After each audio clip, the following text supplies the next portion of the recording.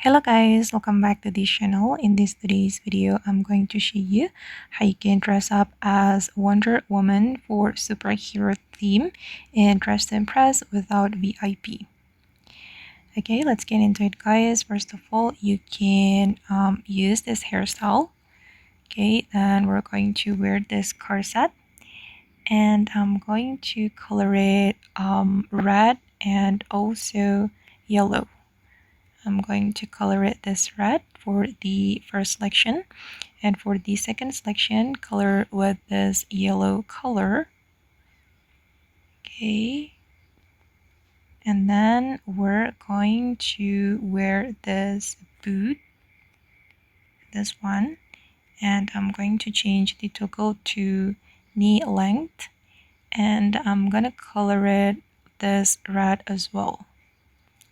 All right, and then we're going to go to the skirt area, and I'm gonna wear this skirt and apply this pattern, this one. All right, and I'm going to move to the necklace area.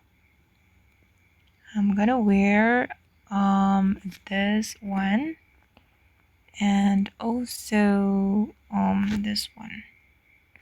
Okay, I'm just going to color it with this yellow.